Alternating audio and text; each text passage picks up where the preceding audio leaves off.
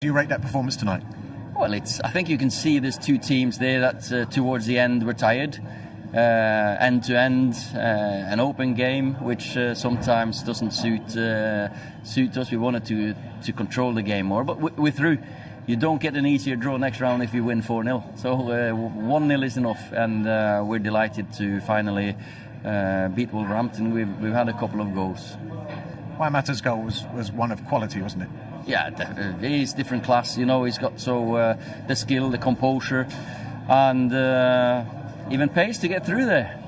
And a nice finish as well. You slipped him a note during the match. Now, Juan joked about it being a shopping list. Was it that to reshuffle the front line? What was it? A couple of times, I thought we went out of shape for a little while there, and we just adjusted it for 5-10 minutes before half time.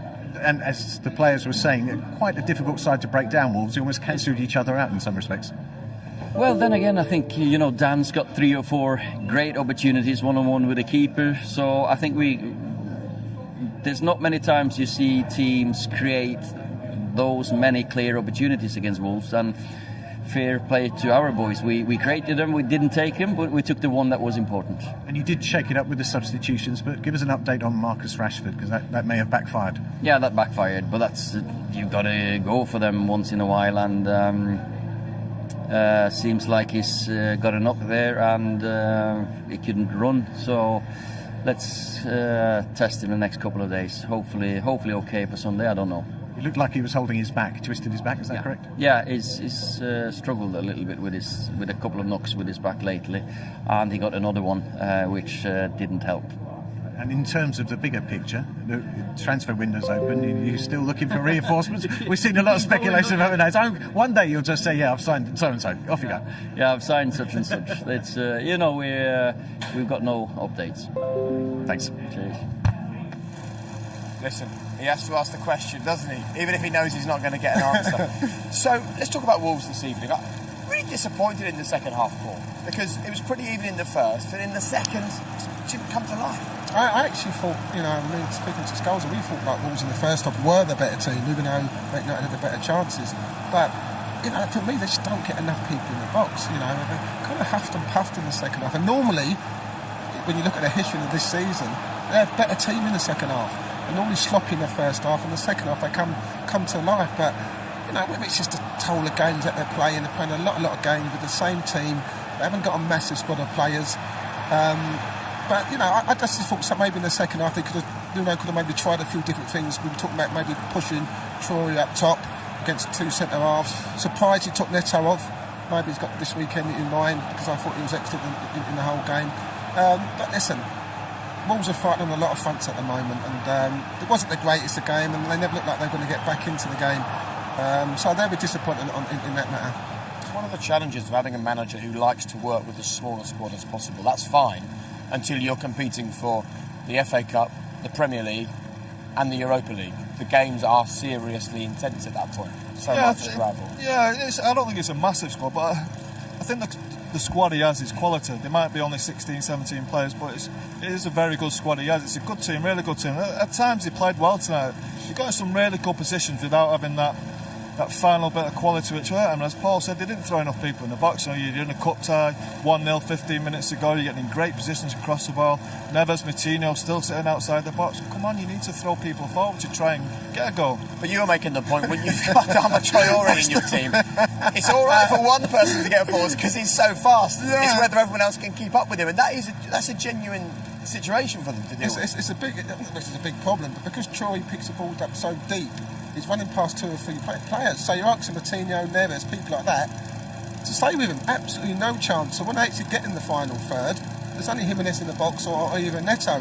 And that could be a problem in itself. That's why I would have pushed him up maybe into the last third in the last 10 minutes. So then he could just beat 1 or 2 players and then he's in on goal.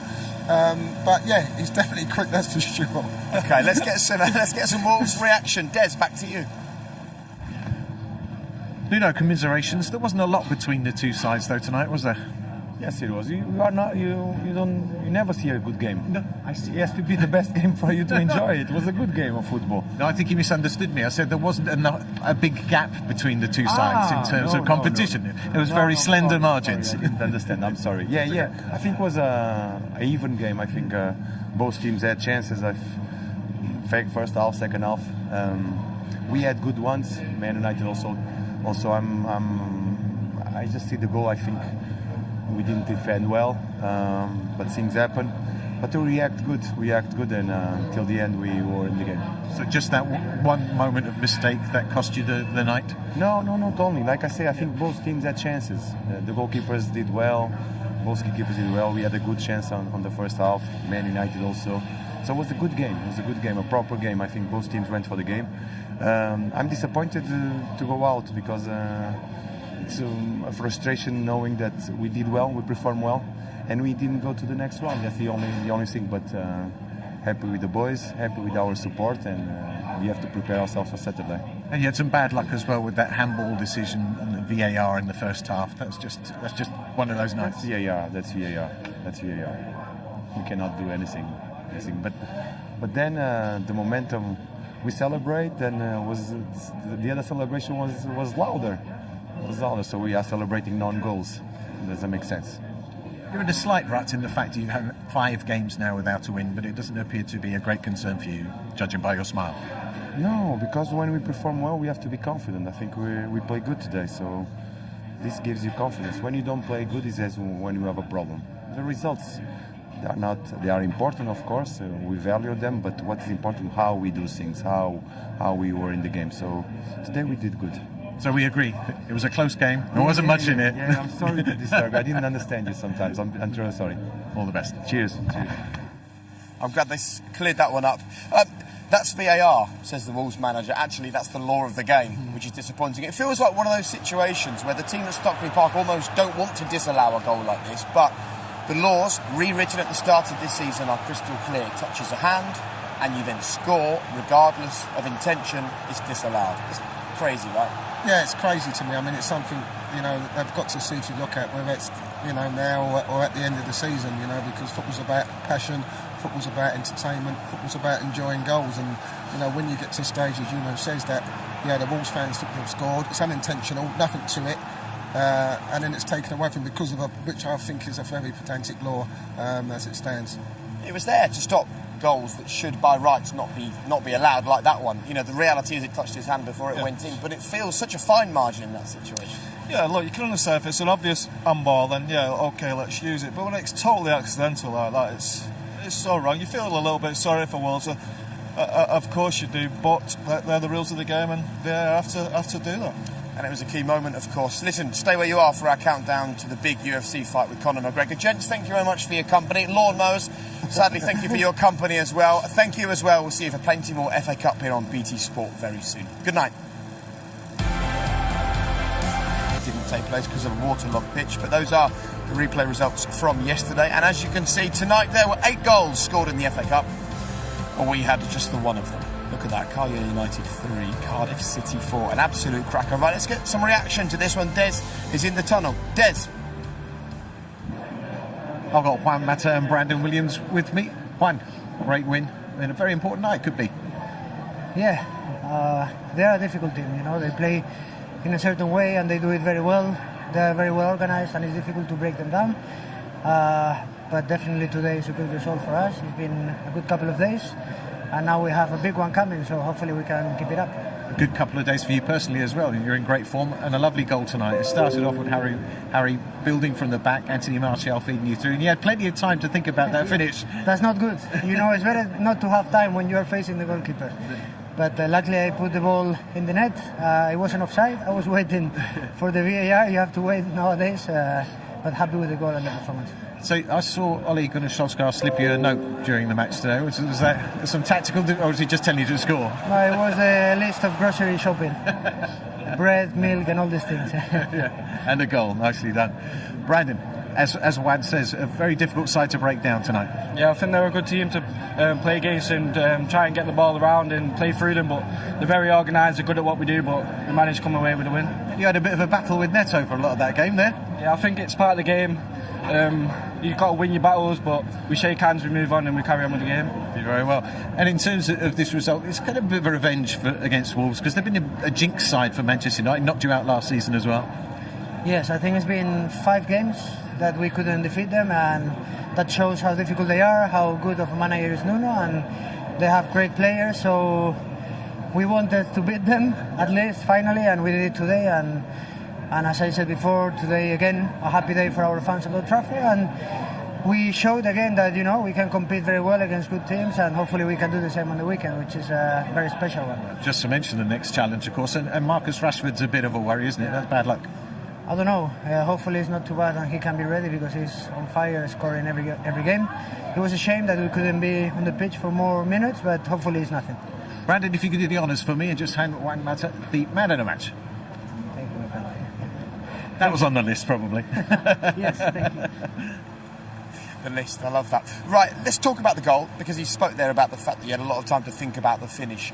But what's interesting from your point of view, Paul, is that it sort of came from, I suppose, a moment that summed up that second half, which is Wolves being in an attacking position without the options and United turning the ball over. Yeah, for sure. I mean, we mentioned the second half, they did not get enough people in the box, and Doherty's gone down the right-hand side. There's only Jimenez in the box. From there, I mean, there's 2 defences over there. It's a long ball which Wolves should deal with from Maguire on his left foot. And then Donker goes in too tight, misses the ball. Cody does exactly the same. So it's 2 balls that's bounced over 2 defenders' heads. And there's Juan Mata, who's just onside. I mean, Scholes, he thought was offside, but VAR says he was onside, and you wouldn't want any other player in that position to finish it the way he did. Great finish, Paul. Yeah, exactly what I was going to say. He sits the keeper down, commits him, and just a little dink over. I was initially worried at the time when he was going through. I thought they were going to catch him, because we know Mata's not the quickest, but no, he had enough space in between him and the defenders, and you were so confident when he's going through. You feel there's a goal coming. There's so much composure, great technique, and a wonderful finish. And are you waiting for the goalkeeper to make the move before you finish? What's the mindset in that situation? No, you don't try and look at the goalkeeper, do you? You're thinking, I'm going to hit it. You're waiting, and you pretend you're going to absolutely smash it or hit it into a corner, and then it's just at the last minute, it's a little dink. The keeper's already committed, and as you've seen, Johnny, I thought he was good tonight. I thought he played really well, not just with his saving, but his distribution was excellent as well. But Juan Mata was too good for him.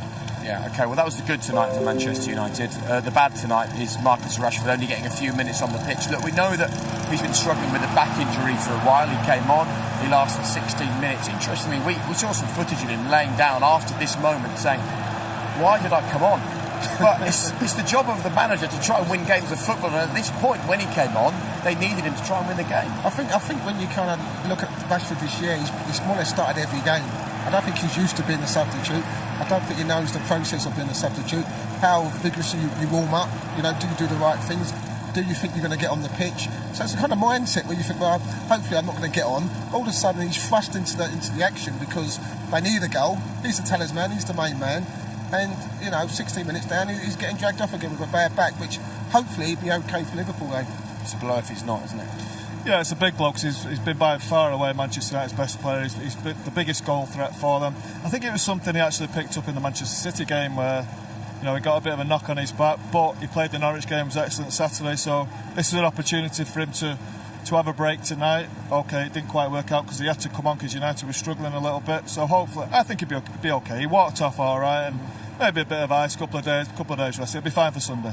OK, well, maybe the manager knows a little bit more than us. Let's hope he does. Let's get the thoughts of Ole Gunnar Solskjaer with Des. Congratulations, Ollie.